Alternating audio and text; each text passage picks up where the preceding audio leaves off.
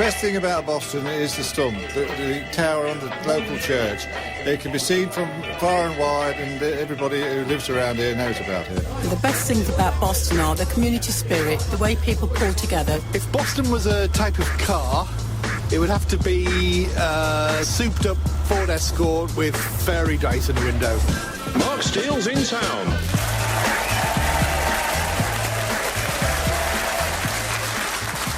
Thank you very much for that, Boston. Hello, welcome to Mark Steele's in town. Tonight I'm in the Blackfriars Arts Centre in Boston.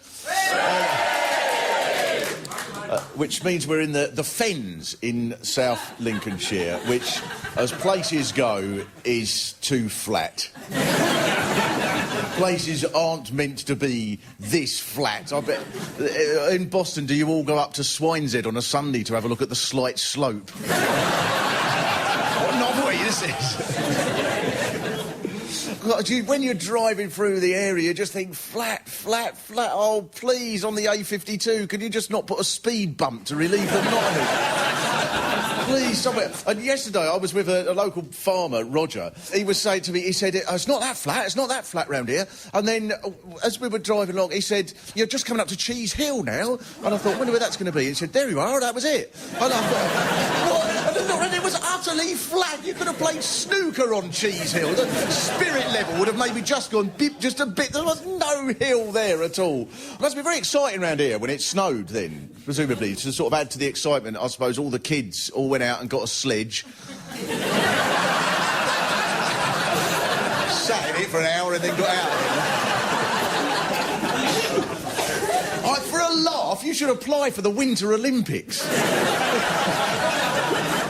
Brilliant. The commentators going, what a magnificent run from the Swiss on the toboggan. They managed to push theirs home in 8 weeks. Isaac Newton was from Lincolnshire. You think, well, no wonder he had so much trouble trying to get people to accept his theories about gravity. All the neighbours must have been going, what are you talking about, Isaac? Nothing goes up, nothing goes down. This is true. This is true. According to a driving instructor I was talking to, this is true, that apparently the driving instructors have a problem in Boston because there is only one place in the whole of the town where you can practice a hill start. That's class. The town that has no need for the handbrake. That's brilliant. But so I want to be positive about Boston. I couldn't help noticing, however, I do have to get this out of the way as quickly as possible, that Boston was once officially listed as the most obese town in Britain, which is... try and get that out of the way. No, it's obvious why that is. You need a few hills to do a workout. Boston then is in the Fens, for people who don't know. Boston, the Fens, on the road to Skegness, in the bit that in 2007 this area was hit by an earthquake, which I bet that made you feel important. To be on the news with all those people in helicopters, news reporters doing all the scenes of devastation are utterly extraordinary. In one garden below, we can see that a gnome has tilted slightly sideways. So, the Boston Standard, right, this is true, the Boston Standard quoted a man from Heckington as saying, it was terrifying. I woke up and looked out and the street lights came on, though I didn't see any damage.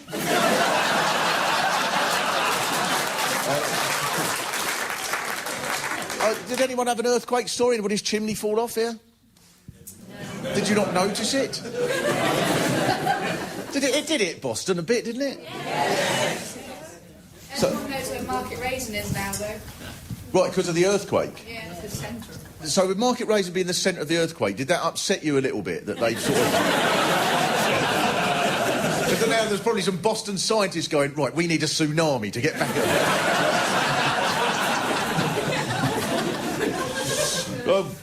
I think, having sort of been here a little bit, probably not as long as you, but there's an earthy beauty, I think, to Boston, because it is so old. I mean, you get used to these things, but, you know, there is something brilliantly old about it. It's clear if you just walk around the place. Boston is a town with a past. You know, this is a place that in the 12th century it was the biggest port in England apart from London. So the centre's still built on the old medieval plan, and there's lots of these little tiny alleys and buildings that are slightly warped. And in the middle of Boston, the thing that you cannot ignore is that there is this massive, huge church, the St. Botolph's, called the Stump, which is the highest church in Britain that isn't a cathedral, and you can see it for ever and ever and ever. And there's a travel book written in the 1920s by a bloke called H.V. Morton, and he says, about 10 miles away, I saw a curious tower standing among the fields. That's Boston Stump, said a man in a cornfield. And what is Boston Stump, I asked. He said, it's Boston Stump, thickhead.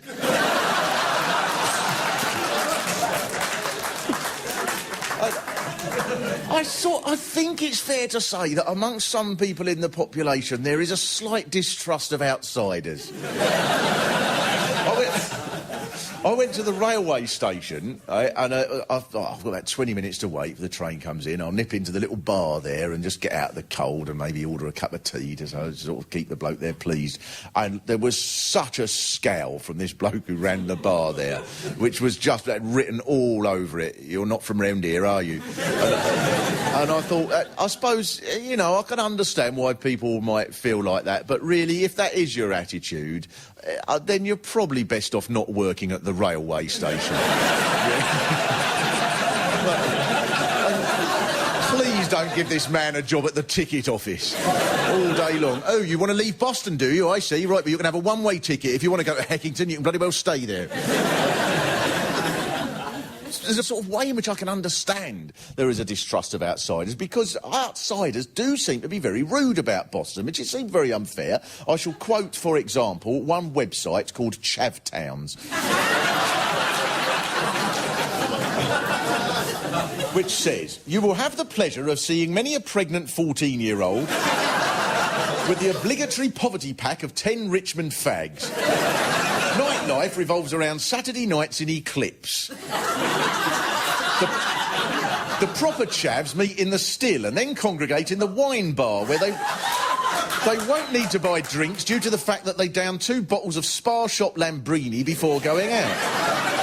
If you like cheap gold Richmond fags wheeling a baby in a manky pushchair with a bottle of tea stuffed in its mouth through the marketplace, Boston is the place for you. Now, I think that's just a tad unfair. I think. I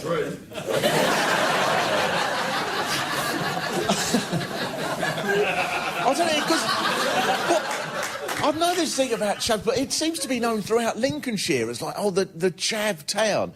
But I don't know, I'm not a big fan of the word chavs, because I think mostly when people have a go at chavs, it's really just having a go at people who are poor, because if someone's skint, then obviously they're going to wear cheap clothes and they're going to drink cheap beer, aren't they? I went to the Eclipse bar last night, and I have to say, my problem there was not any of those things. It wasn't people fighting or being rude or anything. My problem was simply that, getting on for 3 times the average age of people there, was that as I paid to get in, the bloke on the door, he said, are you sure?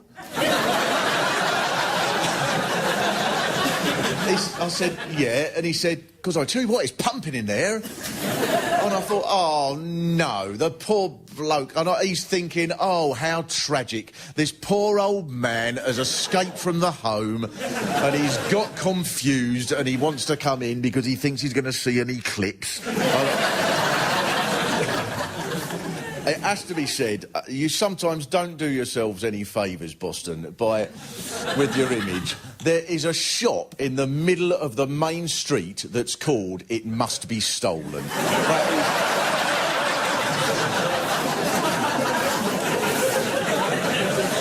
That is class, with a little picture of a burglar with a stripy top and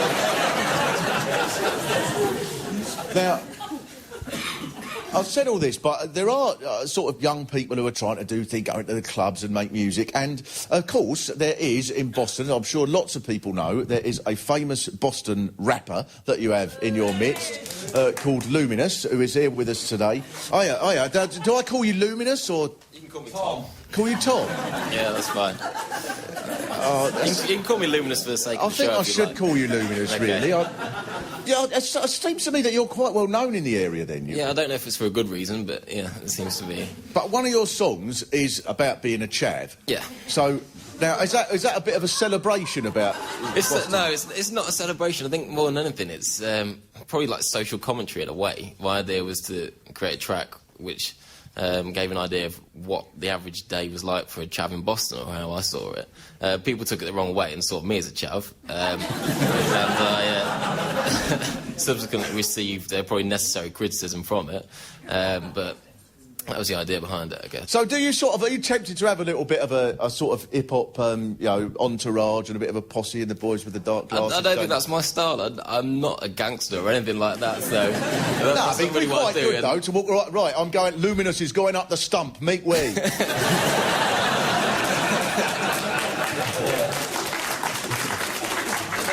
I don't think I've ever been able to really do anything like that. I don't think anything like that would particularly go down well in Boston. I don't think ego go down well in Boston unless you can back it up, and I can't, so... Lewis, are you going to come up and do us your Boston Town song for us? I'll try and remember one verse. All right, that'd be brilliant. Give us a round of applause, please. We run this from the dock to Elliot's shop, from Central Park to After Dark, where they just have to start. Don't even try them on Slags Island. Don't be seen down Rape Alley or hanging late round alleys. For the sake of chips and cheese, your lips will bleed. How can you tell us to keep quiet? They cause carnage with an 04 riot, turning over cars and setting them alight. Any time of day, they're ready for a fight. They don't like the influx of immigrants holding their hands up, pleading innocence. There's a clear divide. I don't know who's to blame, but when it comes to a head, both sides will lose the game. Kicking it down in Boston town, we're kicking it down here all year round.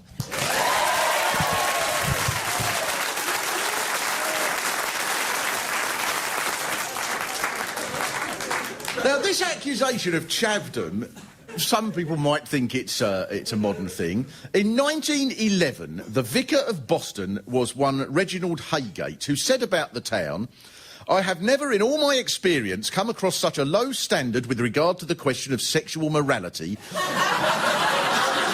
nor run up against such cases of immorality as I have during the past 6 years in Boston." What do you do here?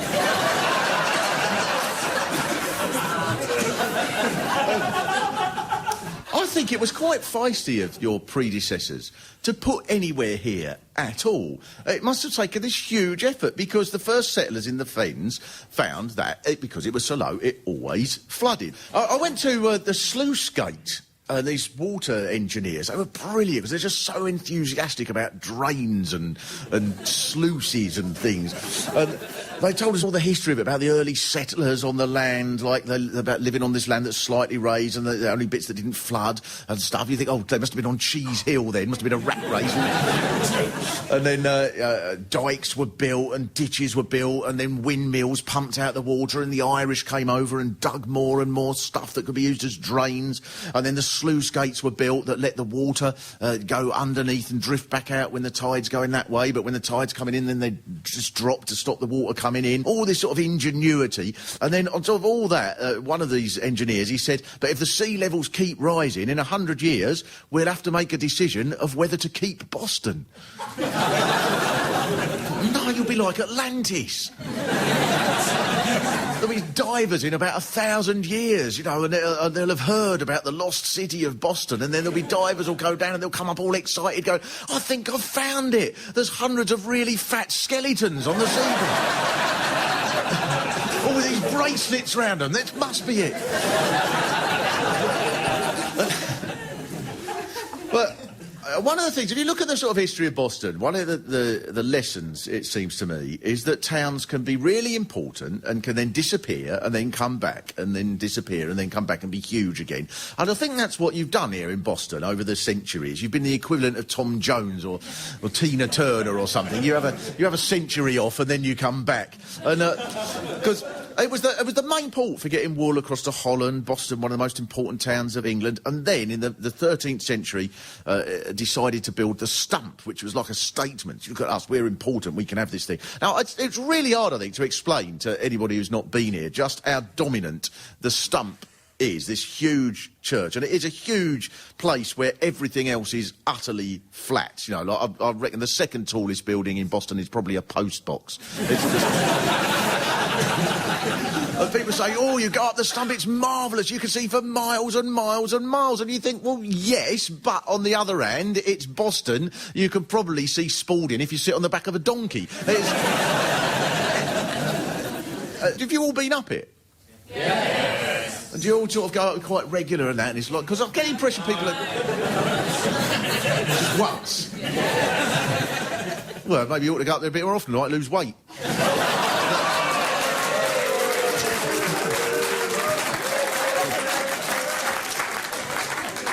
I spent a morning on Holmes Farm, run by Roger Welbury, picking Brussels sprouts. And I'm slightly surprised because there was a bit of me that thought, oh, this will be fun. It's outdoors and it's rustic and it's at one with nature and it's organic and I'm from London and I can say that I'm responsible for Brussels sprouts. And after about an hour, the novelty wore off, to be honest. Normally, with manual work, you sort of have a sense of how far you've gone. So you try to do sort of like carry a load of stuff from here to the other side of the room and you get through it and after an hour you look and you think, oh, I've done that much and there's that much left.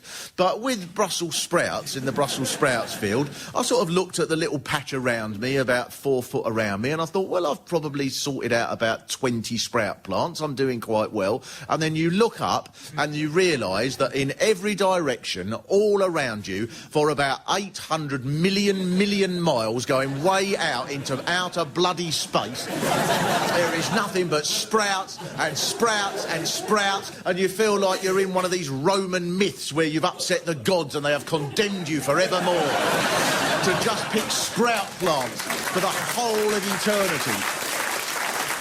And you will never have a minute off from picking sprouts like that poor bloke who got done in by the gods and had to push a boulder up a hill and watch it roll down and then push it up again. Except at least he got to see a hill, the jammy sod.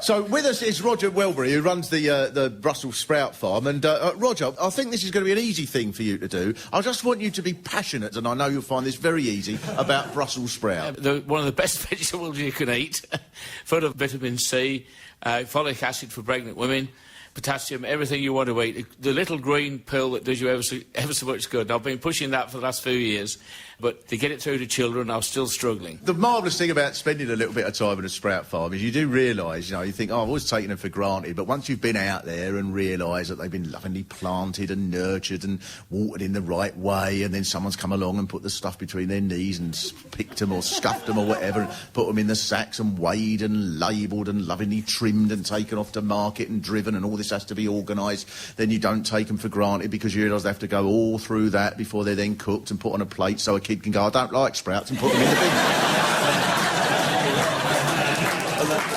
And it gives you a whole new angle on them. In the 1600s, you became not just one of the most important towns in England, but one of the most important towns in history, which was all linked to the rise of Puritanism. So, for example, in 1613, the new vicar appointed to Boston was the Puritan John Cotton. And Cotton's sermons were aimed at the common person, and he became hugely popular and an attraction throughout the whole county. And the Bishop of Lincoln eventually was sent to the stump to check up on him, and he was doing these 5-6 hour sermons, John Cotton, and so he fell foul of the authorities there, and Cotton was called before the church courts for preaching non-conformist ideas. He was so popular they didn't sack him, so the king and the heads of the church must have been just furious that the biggest parish church in Britain, the man preaching every day was someone opposed to their very, very existence, and there was nothing they could do about it. It was around this time that some Puritans decided on a change of tactics, which was to flee altogether. And between 1620 and 1640, a fifth of the population of Boston sailed over there to the Massachusetts Bay, including John Cotton, and one of the first batch to arrive was a man called John Winthrop, and he announced in this new city that they called Boston as well, after Boston here obviously, he announced, "We have been divinely ordained to build in New England a city upon a hill." They weren't interested in God, they just wanted an excuse to see some slopes. the people from Boston, Lincolnshire, they set up a new university, which they called Harvard. And here's the amazing thing. Now, and this is a tragic thing, if you ask people from Boston, Massachusetts, most of them have never heard of Boston, Lincolnshire, which must be such a pain, being from a place with the same name as one of the most famous cities in the world. People ask where you're from, and you say where you're from, and they must go, oh, wow, you're from there. And you have to go, no, not that one.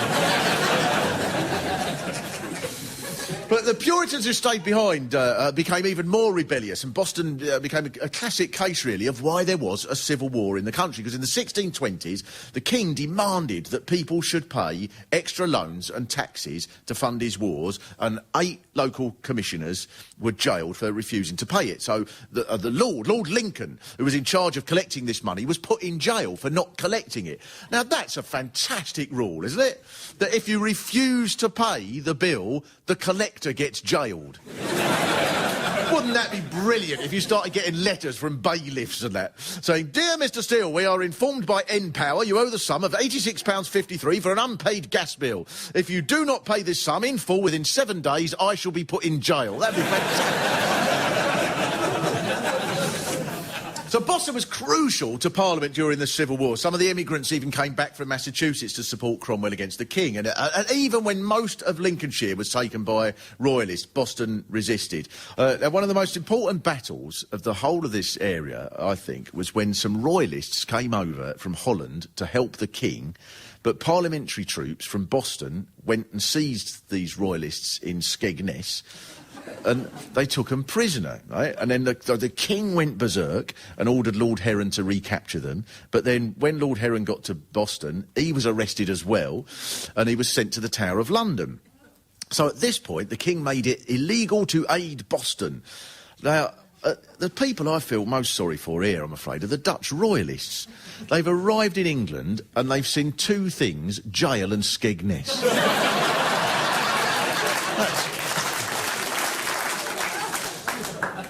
But so you've had a huge impact on the world then, Boston. And one of the sort of amazing things of how Boston has changed over the years is that here's Boston responsible for people going out into the world and changing the rest of the world. And it's clearly happened the other way. Now people over the last few years have come here, many of them to work on the farms. There's thousands of Poles, Portuguese, 65 languages I was reading in the area. It must be fairly obvious to tell who's from which area. The Poles must be the ones who go, Skegness is so warm.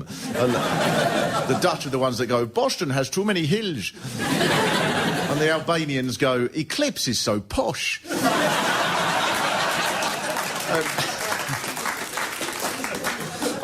I see how it must be hard. You know, if you've got sort of people who are in a Boston area who've been very uneasy about people coming in, they must sort of find it hard if someone comes in and they're from the other side of the river. They must be sitting there going, Latvia? Was that the other side of Donington? That must be...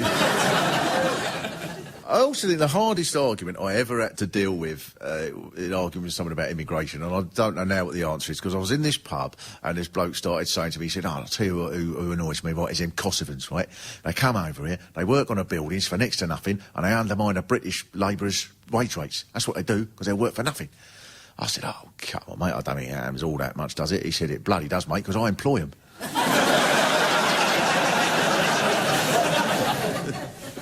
Also, there is something that's a bit cheeky about Boston complaining about immigration, really, the history of Boston.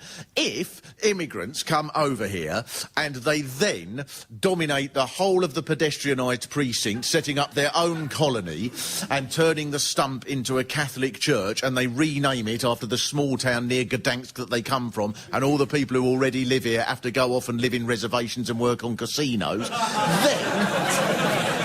then you might have the beginnings of a point. But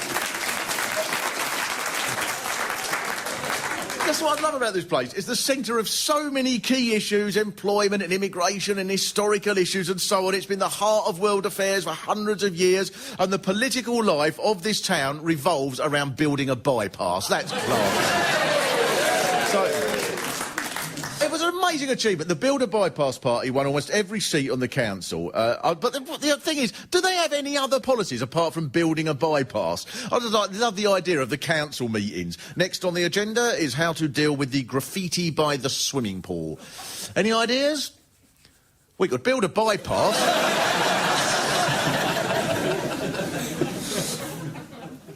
In a way, I think it's keeping with the spirit of the place, the Build a Bypass party, that you're miles from anywhere, so you're left alone to do all the things that you like, in a way, different from everywhere else, and it's sort of cheeky, and it's there's something very endearing about that. I think even your football club is brilliant. I looked at the history of Boston Football Club.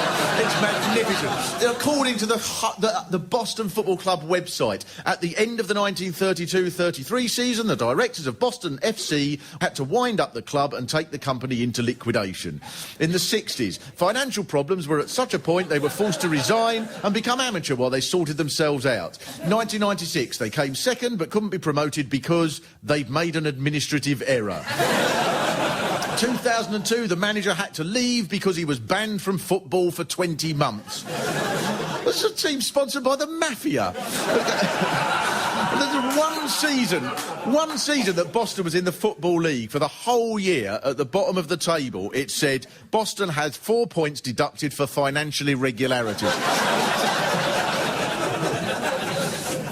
Of course, the other thing is that Boston has been hugely important and has then disappeared a bit and has come back again, and it goes up and down like that. And you can't help thinking it must be possible that one day Boston will just rise again somehow and be this hugely important city in the world or the whole of space or something in 1,000 years. And then all the people in Boston, Massachusetts will be telling people where they're from, and they're going, yeah, sure, like we're Boston. I know we're not as famous as the place in Lincolnshire.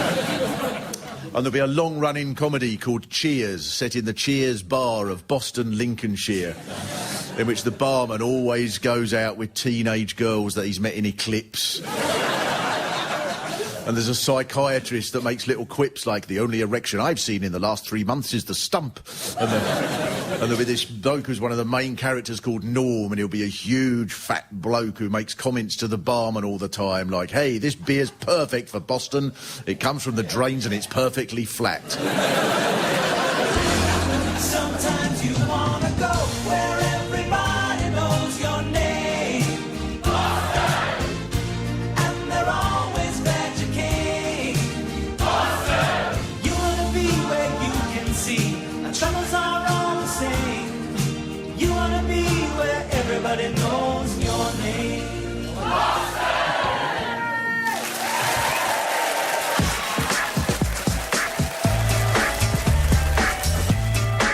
Mark Steele's in Town was written and performed by Mark Steele. The producer was Jill McKenzie.